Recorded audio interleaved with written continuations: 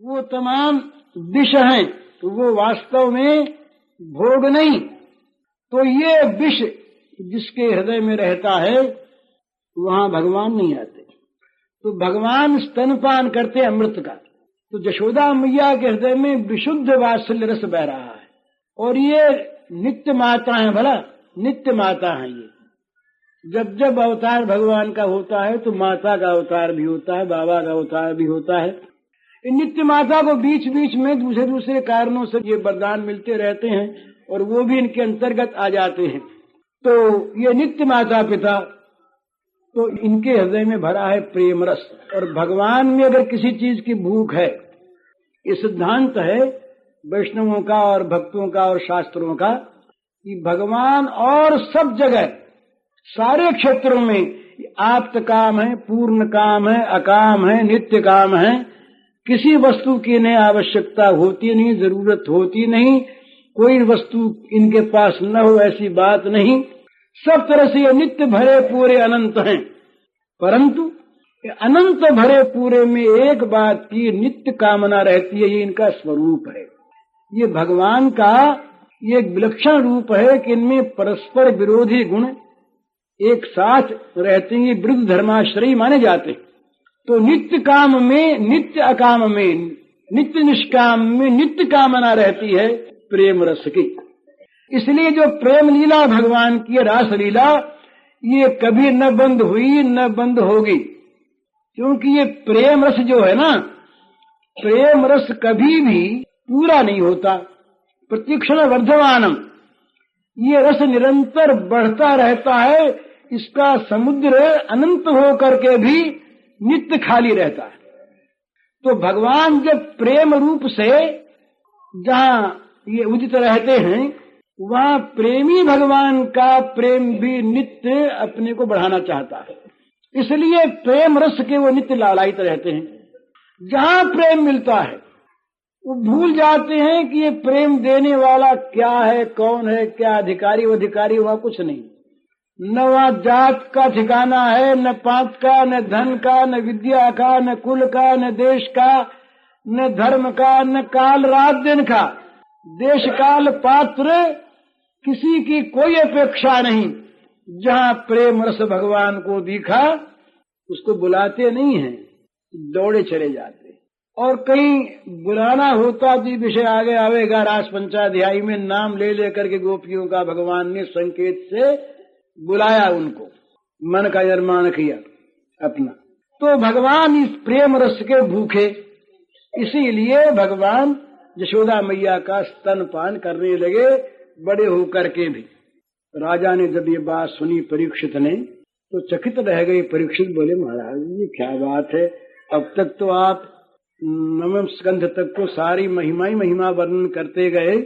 ज्ञान स्वरूप और अनंत सच्चिदानंद स्वरूप भगवान, नित्य काम, पूर्ण काम, आप्त काम, और यहाँ तो आप दिखाने लगे ये यशोदा का स्तनपान करते हैं और कभी थकते नहीं, करते करते थकते नहीं। वो कभी उधर जा, बहुत पी लिया है, कहीं अपची हो जाएगी। ये बोलते तो है नहीं, क्योंकि जितनी देर बोले इतनी देर में एक घूंट और ले लें। बोलते तो है नहीं ये, पर आंख मीच लेते। मैया की मांग सुनिए नहीं बात। मैया डर जाती है कि कहीं ज्यादा पी लेगा तो अब ये नहीं पचेगा तो, पर इनकी भूख भागती नहीं। ये नित्य भूखे रहते हैं प्रेम रस के, और मिले और मिले और मिले, मिले ही मिले। तो ये सब सुन करके परीक्षित महाराज को बड़ा आश्चर्य हुआ। परीक्षित से रहा नहीं गया, एक प्रश्न कर लिया। राजोवाच नंद किम करोद ब्रह्मन् श्रेयेवं महोदयम् यशोदाच महाभागा पपूयस्यास्तनं हरिः पितरो नान्विन्देताम् कृष्णोदारार्भके हितम् गायन्ति दियापि कवयो लोक समलापहम्। परीक्षित महाराज ने पूछा कि महाराज सुखदेव जी, आप सर्वज्ञ और आप भगवान के प्रेमी, तो बताओ महाराज, ये नंद बाबा ने, यशोदा ने कौन सा ऐसा काम किया था? इनका क्या मंगलमय साधन था? यशोदा ने कौन सी तपस्या की थी? ये यशोदा महाभागा।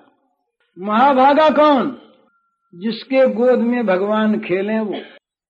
एक दिन कोई आया, किसी ने आकर के कहा यशोदा से कि तू पगली हो गई। अरे इस बच्चे के पीछे सारी पूजा वूजा भूल गई और सब कुछ छोड़ छाड़ दिया तेने, ज्ञान चर्चा सत्संग करती थी, सारे सत्संग भूल गई, ये क्या बात है? ज्ञान नहीं मिलेगा तब? तो यशोदा बोली ज्ञान के आग लग जाए।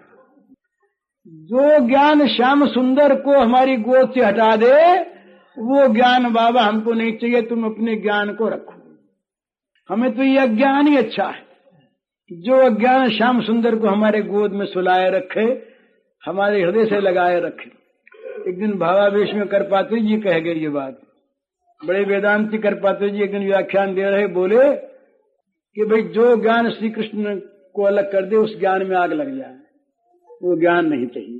तो बात असल में यही। तो महाभागा का, महाभागा कौन?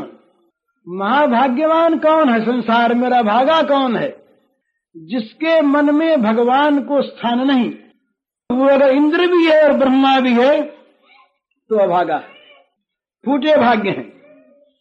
और जिसके मन में भगवान बस गए, जिसका मन भगवान के प्रेम से आप प्लावित हो गया, जिसमें प्रेम रस धारा कभी सूखती नहीं बल्कि बढ़ती रहती है, वो महाभाग्यवान है। महाभागा, भाग्यवान ही नहीं। हमारे यहाँ तो भाग्यवान की परिभाषा ही बिगाड़ दी लोगों ने। जिसके पास कुछ पैसा हो गया बोले ये भाग्यवान है। पैसा होना बुरा नहीं, अच्छा है अगर भगवान के काम आवे तो, नहीं तो नरक को मिल जाएगा, इसलिए बहुत बुरा। लेकिन भाग्यवान कौन? जो पैसे का गुलाम होकर, भोगों का गुलाम होकर अपने जीवन को भोगमय बना दे, वो भाग्यवान कैसा? जो अपने लिए नरकों का सामान इकट्ठा कर ले, जो दुख की आग में झोंकने के लिए अपने को प्रस्तुत कर ले आग जलाकर, वो भाग्यवान कैसा? वो तो भागा। सुनहु माते लोग भागी, हरित जी होय विषय अनुरागी। भगवान शिव ने कहा पार्वती से कि देवी, वे लोग अभागे हैं जो भगवत चरणारविंद के अनुराग को छोड़कर विषयों से प्रेम करते हैं, वे अभागे। रमा विलास राम अनुरागी, तजत वमन युव नर बड़ भागी। रमा के विलास को जो वमन के समान त्याग देते हैं और जो भगवत चरणारविंद में अनुराग करते हैं, वे ही बड़ भागी हैं। तो महाभागा। ये बात परीक्षित के ध्यान में आ गई कि जिसका गुण गाते गाते सुखदेव जी गाते नहीं। ये ब्रह्मनिष्ठ शिरोमणि सुखदेव जी महाराज, ये यशोदा का जब नाम आता तो गदगद हो जाते हैं। गोपांगनाओं का, गोप बालकों का नाम लेते ही, इनकी कथा शुरू करते ही सुखदेव जी की आंखों में पानी आ जाता है, प्रेम का, गदगद हो जाते हैं, बोया नहीं जाता इनसे। तो जिनके लिए इनका मन इतना आदर रखता है वही महाभागा। और फिर महाभागा, ये तो सिद्ध कर दिया सुखदेव जी ने कि श्री कृष्ण स्वयं भगवान है। तो स्वयं भगवान बच्चे बनकर जिसको मां बनाकर जिसके स्तन का पान करते हैं वही तो महाभागा है। तो बोले यशोदा च महाभागा पपु ईशा सनम हरि। भगवान हरि ने जिसके स्तन का पान किया वो महाभागा। यशोदा जी इसने क्या पुण्य किया। एक दिन की बात, सो महाराज ये आंगन में खेल रहे थे। खेलते खेलते ही यशोदा मैया पास आ गई तो मन में आया कि जरा मैया की गोद फिर थोड़ा दूध पी ले। लग गई भूख, माँ को देखते ही भूख लग गई। माँ को देखते ही भूख लग गई। अब माँ खाई तो ऐसी बेचारी निकली थी, जा रही थी एक काम में, बच्चे को लेने थोड़ी आई थी, तो पल्ला पकड़ लिया, तो ले गोदी पिला दूध। मैया ने कहा जा ठहर जा, तू भी खेल रहा है, खेले थोड़ी देर में आती। बोले नहीं अभी पीऊंगा। अरे मैया ने कहा जा ठहर जा, अभी तो थोड़ी देर पहले तो पिया था, वो तो अभी तक पचा ही नहीं होगा, फिर पिएगा। बोले नाम है तो मैं तो पीऊंगा, चढ़ूंगा गोदी अभी। अब माने नहीं तो मैया ने कहा नहीं पिलाऊंगा। तो रूठ गए, रूठ करके और कीचड़ में लगे लौटने, तमाम कीचड़ सानने लगे। बोले तू नहीं पिलाएगा तो मैं कीचड़ ही खाऊंगा। अब वो लौटने लगे, करने लगे, मचल गए। नारद जी इतने में आ गए। नारद जी ने देखा ये दृश्य तो महाराज नारद जी तो चकित हो गए। नारद जी ने देखा, रे राम राम, जिसके चरणों का ध्यान करते करते हम कल्प बिता देते हैं, जिनके चरण कमल हमारे ध्यान में नहीं आते, समाधि में नहीं आते, वे भगवान यशोदा की गोद चढ़ने के लिए मचल रहे हैं और उठ रहे हैं और रो रहे हैं कि भैया गोद ले ले। तो यशोदा का कितना महाभाग्य है, कितनी भाग्यवती। तो बोले कि मैया तेने क्या पुण्य किए थे, तेने कौन सा तप किया था, हम लोगों में तो ये दशा, कल्पों कल्पों तक हम तपस्या करते हैं और जिनके चरणार बिंद का ध्यान हम नहीं कर पाते, ध्यान नेत्रों से नहीं देख पाते, वो स्वयं हरि तुम्हारे गोद चढ़ने के लिए इतने उत्कंठित हो रहे हैं, तुमने क्या पुण्य किया। तो वही बात पूछी परीक्षित ने, ये महाराज नंद किम करोद ब्रह्मन श्रेय एवं महोदयम यशोदा च महाभागा पपु यस्या स्तनम हरि। भगवान जिसके स्तन का पान किया उस महाभागा यशोदा ने क्या पुण्य किया। और बोले महाराज बड़ा आश्चर्य होता है, पितरो नान विंदेताम कृष्णोदारार्भ के हितम। ये वसुदेव देवकी ने इनको जन्म दिया, ये सभी जानते हैं, लेकिन ये लीला जो है ये वहां तो वो तो बेचारे जेल में पड़े हैं। अरे कृष्ण ने छोड़ दिया तो क्या, वैसे तो जेल ही है, निगरानी में रहते हैं, उनके पीछे तमाम स्पाइस लगे रहते हैं, खुफिया पुलिस लगी रहती, क्या करता है, कौन कहाँ जाता है, किससे मिला, नंद से बातचीत हुई तो क्या बातचीत की, वहाँ खुफिया लोग तमाम सीआईडी लगी रहती है, देखते रहते हैं, तो बेचारे कैद में ही हैं। तो ये बोले कि महाराज ये भगवान की बाल लीलाएं कैसी पवित्र कि यहाँ पर भगवान अपने सारी महत्ता को, सारी ईश्वरता को छिपाकर ये ग्वाल बालों में रहते हैं और इन लीलाओं का कीर्तन श्रवण करने वाले सारे पाप ताप से मुक्त हो जाते हैं। और त्रिकालदर्शी जो कवि हैं, कवि लोग, ज्ञानी माने कवि का अर्थ तुकबंदी करने वाले कवि नहीं, क्रांतदर्शी कवि का अर्थ है भगवान को जान लेने वाले, त्रिकालदर्शी विद्वान।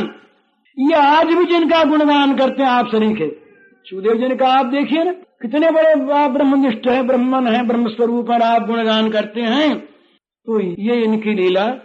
महाराज वसुदेव देव की कोई सुख नहीं मिला, वसुदेव देव के तो बेचारे इनके खाली माँ बाप ही बने और न मालूम ये कब उनको सुख देंगे। और ये जो बाल लीला का सुख है, ये नंद यशोदा ये अपार सुख लूट रहे हैं, इसका क्या कारण है बताइए महाराज।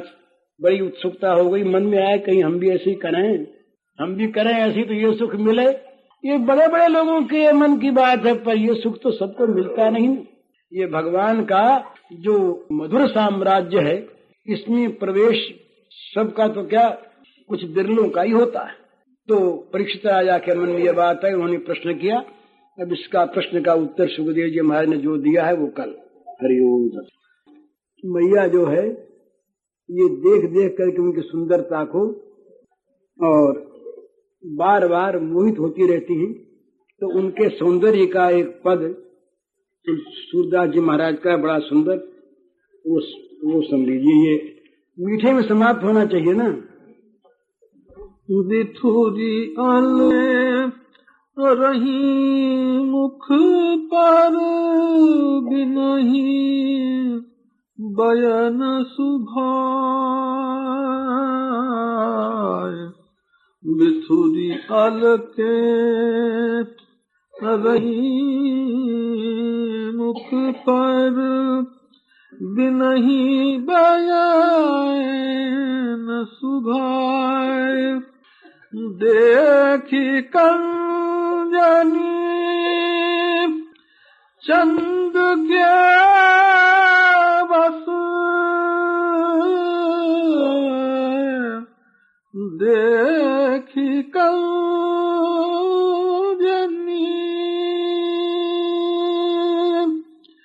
चंद के बस मधुप करत ए सहाय। मधुप करत सहाय। सजल लोचन चारु नासाय। परम रुचिर बनाय। सजल लोचन चन चारु नासाए परम रुचिर बनाए जुगल खंजन करत अभिनति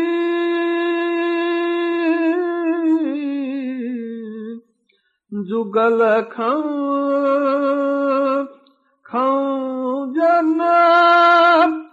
करत अभिनति बिचुकियो ए बनुराप आयु बिचुकियो ओ बनुराप आयु बिचुकियो बनुराय अरुण अधरनी दसन झाई कहो उपमा थोरी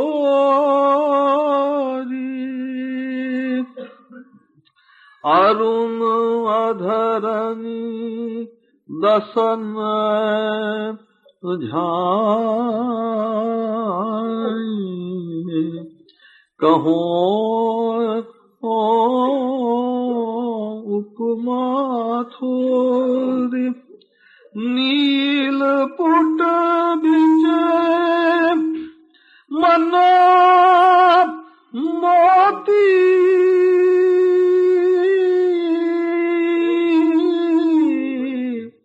नील पुट बिच मनो मोती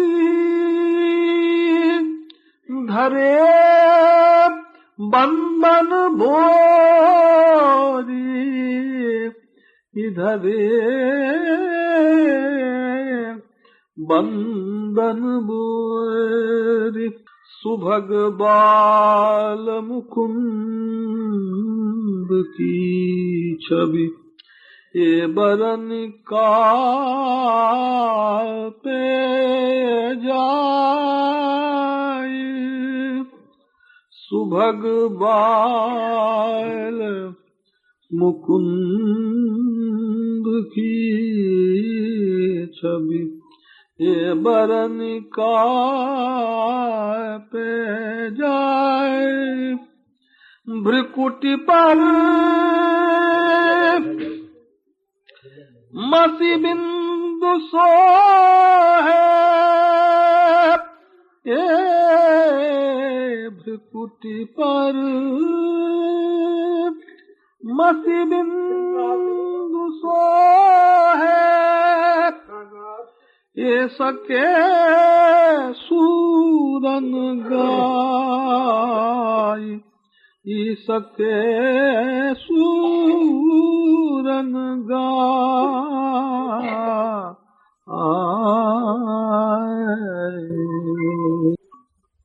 अपनी प्रेम से भरी हुई स्नेह की धारा में बहा दिया। ऐश्वर्य ज्ञान उनका सारा विलुप्त हो गया और वे लाला को उठाकर स्तनपान कराने लगी। तो जब स्तनपान कराने लगी और बड़े चाव से ये दूध पीने लगे, उस समय परीक्षित के मन में प्रश्न उदय हुआ। ये प्रश्न उदय होने का भी कारण है। भगवान ने अपने मुख विवर में अनंत विश्व ब्रह्मांड को दिखाया, तो उस समय परीक्षित के मन में प्रश्न नहीं आया। वो इस बात को जानते हैं कि भगवान में ही समस्त विश्व हैं, ये अनंत कोटि विश्व ब्रह्मांड के आधार हैं।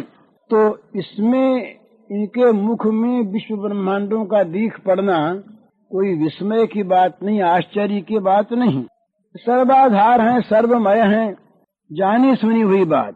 परंतु जब ये देखा कि नित्य तृप्त नित्य निष्काम पूर्ण काम प्रभु ये वात्सल्य प्रेम सिंधु के अगाध सागर में मानो डूबकर, अपने सारे असमूर्ध ऐश्वर्य को डुबाकर, अतृप्त की भांति, भूखे बच्चे की भांति ये माता का स्तनपान करने लगे।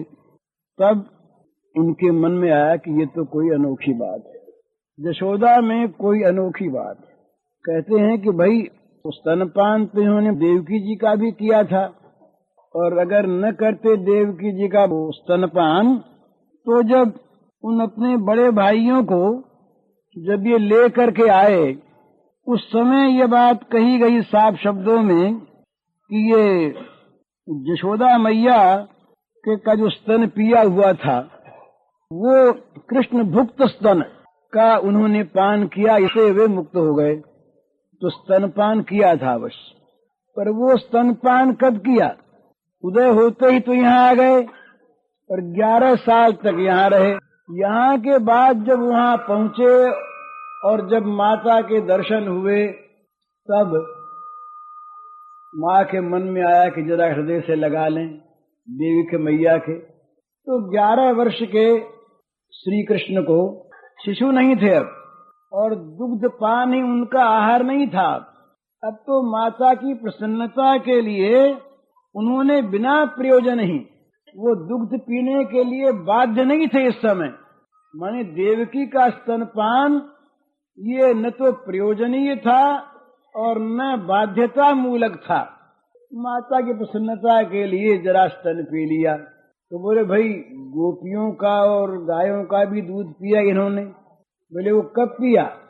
जब ब्रह्मा जी वत्सों को और बालकों को हर कर ले गए और उनके रूप में ये बन गए, तब बछड़ों के रूप में गायों का दूध पिया और गोपियों के बालकों के रूप में उनका दूध पिया, प्रत्यक्ष नहीं पिया।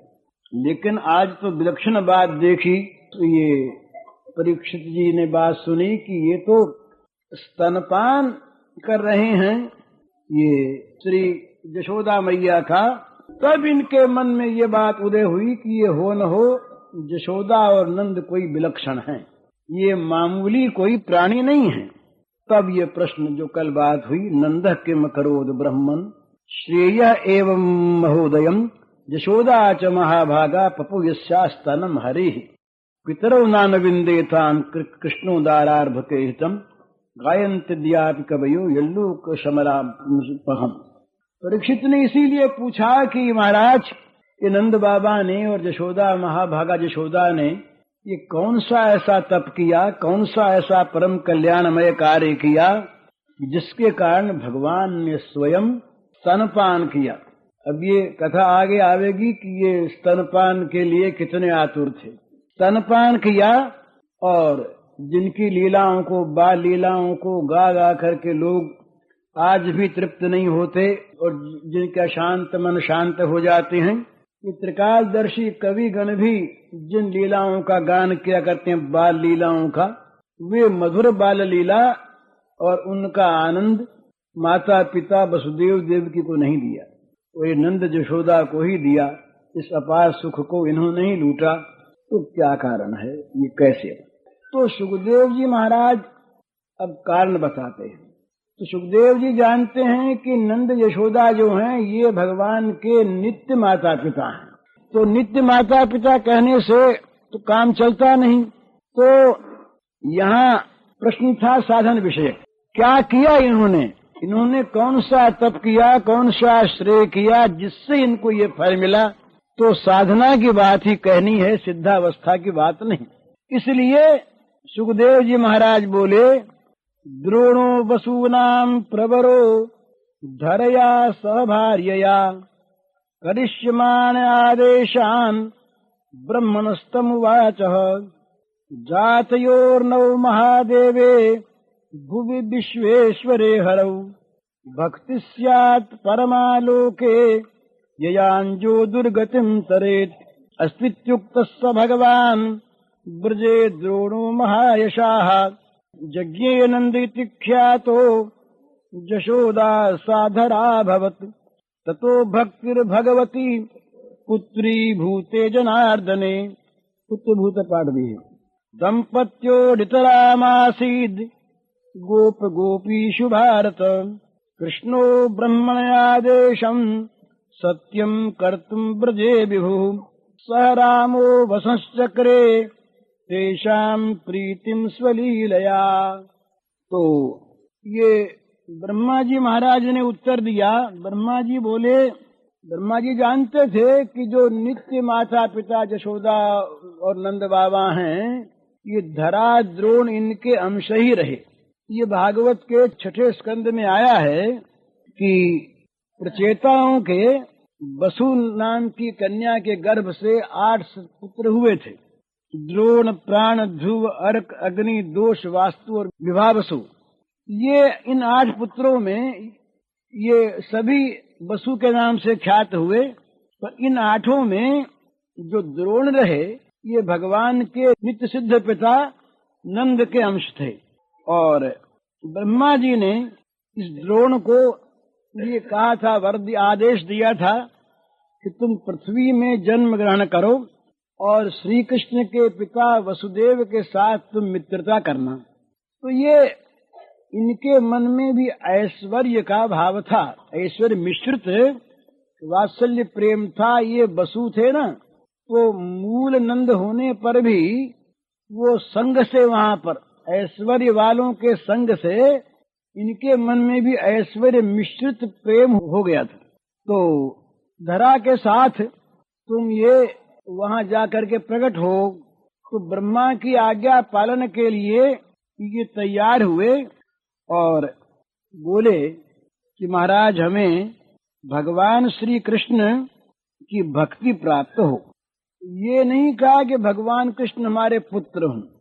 ये तो जहाँ पर विशुद्ध मधुर भाव होता है वहीं कहा जाता है। तो इन्होंने जहाँ विशुद्ध भाव न होकर ऐश्वर्य मिश्रित भाव होता है, वहाँ कहा जाता है कि हम भगवान के पिता बने।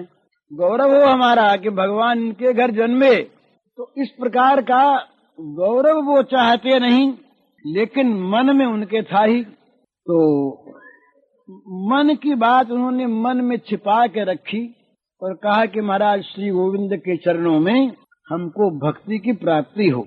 ब्रह्मा जी तो मन की जानते थे और ब्रह्मा जी ये भी जानते थे कि ये भगवान के नित्य माता पिता हैं। तो ब्रह्मा जी और वर देने में तो बड़े ये सिद्धहस्त है, कुछ भी दे देते हैं।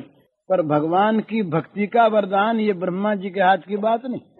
ये तो स्वयं भगवान भी अपने भक्तों को, जो भक्त होते हैं, ये मधुर भावापन्न भक्त नहीं, जो भक्त होते हैं भजन करते हैं, उनको मुक्ति दे देते हैं। मुक्तिम ददाति करचित स्मन भक्ति योगम। मुक्ति दे देते हैं पर भक्ति नहीं देते। तो ब्रह्मा जी ने देखा कि आज तो अपनी बात सफल हो जाएगी, हम कह देंगे तथास्तु भक्ति मिलेगी तुमको। तो भगवान तो इनके पुत्र हैं, इसमें हम पर तो कोई एहसान होगा नहीं, और एहसान होगा तो मान लेंगे, बात तो सच हो जाएगी हमारी। तो ब्रह्मा जी ने कह दिया तथास्तु भक्ति मिलेगी। तो बोले भाई इन्होंने भक्ति क्यों मांगी, भगवान को पुत्र रूप से क्यों नहीं मांगा। तो बड़ी सुंदर बात कहते हैं कि भाई ये जो है ये प्रेम का स्वभाव है। प्रेम वो वस्तु नहीं है जो प्राप्त होने पर प्रेम की साधना को समाप्त कर दे। भाई ज्ञान की प्राप्ति हो गई, अब ज्ञान के साधन की आवश्यकता नहीं। योग में सिद्धि प्राप्त हो गई, तो सिद्धि प्राप्त होने पर साधना की कोई आवश्यकता नहीं। कौन साधना के भार को फिर ढोवे, सिद्धि ही मिल गई। परंतु जो प्रेम के साधक हैं, जो विशुद्ध भगवत भक्त हैं, उनके मन में ये बात नहीं आती कि भगवान श्री कृष्ण की, भगवान की प्राप्ति हो गई तो अब भगवान के प्रेम की क्या आवश्यकता है। वो तो प्रेम के साधन को ही परम साध्य मानते हैं। तो कहते हैं कि भाई और सब लोग जो हैं वो तृप्त हो जाते हैं। ज्ञान सिद्ध जो ज्ञानी हैं, योग सिद्ध योगी हैं, और कर्म के फल को प्राप्त कर चुके हुए जो निष्काम कर्मी हैं, उन लोगों की साधना से कोई प्रीति नहीं है। वो तो चाहते हैं साध्य प्राप्त हो जाए और पूर्ण हो गए, बस। पूर्ण होने के बाद साधन की आवश्यकता नहीं। पर जो ये प्रेम मार्ग के विशुद्ध जो प्रेमी लोग हैं, ये प्रेम से परिपूर्ण होने पर भी नित्य अपने को अपूर्ण मानते हैं।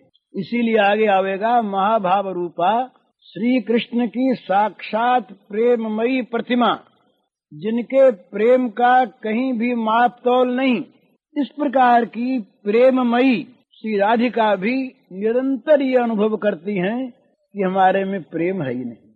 तो ये प्रेमी भक्त जो हैं, ये कदापि किसी काल में भी ये तृप्ति नहीं लाभ करते। इनकी तृप्ति हो जाए, प्रेम सेवा इनकी कभी बंद हो जाए, बोले भगवान मुक्ति दे देंगे। ऐसा जो चाहते हैं, उन्होंने प्रेम की पाठशाला का पाठ नहीं ग्रहण किया। मुक्ति देने वाले भगवान तो सहज मिल जाते हैं, वो पुत्र होकर नहीं आते। मुक्ति देने वाले भगवान सहज मिल जाते हैं, पर अपने को दे डालने वाले भगवान, अपनी सेवा का सुअवसर देने वाले भगवान, ये मिलते हैं केवल प्रेमियों को ही। तो जैसे ये फल की प्राप्ति होने पर साधन की इच्छा नहीं रहती, इस प्रकार इनकी बात नहीं है ये तो। और दूसरी बात, इन प्रेमियों के मन में कभी प्रेम लाभ का अभिमान होता ही नहीं। इनका हृदय तो निरंतर दैन्य से और अपूर्णता से ही परिपूर्ण रहता है। इसलिए अभिमान और तृप्ति ये दोनों इनके जीवन से हटी रहती है। अभिमान की भावना और तृप्ति ये दो प्रेमियों के जीवन के पास नहीं आती। वो तो आत्मतृप्त रहते हैं ज्ञानी, और सिद्धि प्राप्त योगी अपनी सिद्धि में तृप्त रहते हैं। परंतु प्रेमियों के पास अगर तृप्ति आ जाए तो प्रेम सागर ही सूख जाए, तो वहाँ तो अतृप्ति का निरंतर लहराता रहता है सुधा समुद्र। अतृप्ति में ही प्रेम की कमी है, प्रेम है नहीं। और जब प्रेम है नहीं तो अभिमान करें किस चीज का? अरे वस्तु हो तब न अभिमान करें, जब वस्तुएं नहीं है तो अभिमान कैसा करें? तो नित्य तृप्त ये अपने को नहीं मानते। तो यशोदा और नंद बाबा के अवतार धरा और द्रोण ये कैसे मांगते? नंद यशोदा में भी कभी भी सिद्धि का अभिमान नहीं आया। तो ब्रह्मा जी ने देखा कि ये व्याकुल हैं, तो भक्ति का वरदान दे दिया। तो कहते हैं बड़ी उनका वरदान देना ये कैसा था? एक उसमें दृष्टांत की कल्पना करते हैं कि जैसे कोई राजकुमार हो और उसको किसी कारण से राजा ने ही जंगल में भेज दिया हो, बोले भैया कोई ग्रह व्रह है ये दूर हो जाए, इसलिए उसको कहना नहीं है, इंतजाम सारा कर दिया। और वो राज्य राजकुमार का ही है और उसी को प्राप्त होगा, क्योंकि उसका है ही, प्राप्त क्या हो है ही उसका, परंतु वो जानता नहीं। तो वो अगर किसी जानने वाले से कहता है कि भाई हमको कुछ मिले, तो जानने वाला आशीर्वाद दे देता है कि तुमको राज्य मिलेगा। तो राज्य मिलेगा ये कहने में कोई उस आशीर्वाद देने वाले के ऊपर कोई भार नहीं आया, वो जानता राज्य इसी का है। इसी प्रकार से धरा और द्रोण को ब्रह्मा ने ये कह दिया कि तुम्हें भक्ति प्राप्त होगी। ये मतलब नहीं कि ब्रह्मा ने अपनी ओर से कुछ कहा हो। राक्षसों को तमाम को वर दिया, पर कहीं किसी को भगवान की भक्ति का वर दिया हो ब्रह्मा ने, ये नहीं हो सकता। तो ये धरा और द्रोण ये नंद यशोदा के अंश होने से ये भगवान के परम प्रीति पात्र थे ही, तो ब्रह्मा जी ने इनको वरदान दे दिया। और मानो ब्रह्मा जी के वरदान को सत्य करने के लिए ही भाई ब्रह्मा ने कह दिया। तो ये भगवान जो हैं ये ब्रह्मा की बात सत्य करने के लिए इनके पुत्र हो गए। उन्होंने वसुदेव देवकी ने तो ऐश्वर्य के साथ भगवान की पूजा की थी, इसलिए उनके यहाँ भगवान जब उदय हुए ऐश्वर्य मूर्ति में हुए, शंख चक्र गदा पद्मधारी, तमाम दिव्य गहनों से अलंकारों से सुसज्जित, भली भांति तमाम वेशभूषा किए हुए, परम अद्भुत रूप, इस प्रकार से भगवान प्रकट हुए। पर यहाँ भगवान ने ये कुछ नहीं रखा, विशुद्ध बच्चे का भाव। तो ये भगवान जो हैं जन्म मृत्यु से छुड़ा देने वाले भगवान, ये उनके पुत्र हुए। और इसी से ये गोप गोपियों के अपेक्षा, वसुदेव देवकी की अपेक्षा भी ये नंद बाबा और यशोदा को बाल लीला का अधिकतर सुख देने वाले हो। तो ये उन्होंने एक आंशिक कारण बताया। इस प्रकार भगवान ब्रजवासियों को आनंदित करने लगे। वसुदेव देवकी के पास ये नहीं रहे, बाल लीला नहीं दिखाई। इसका कारण है इनका विशुद्ध अनुराग, ऐश्वर्य से पृथक केवल माधुर्यमय इनका जो अनुराग था, उस अनुराग के कारण से ही, ये कोई तपस्या का फल नहीं है, ये अनुराग का ही स्वरूप है।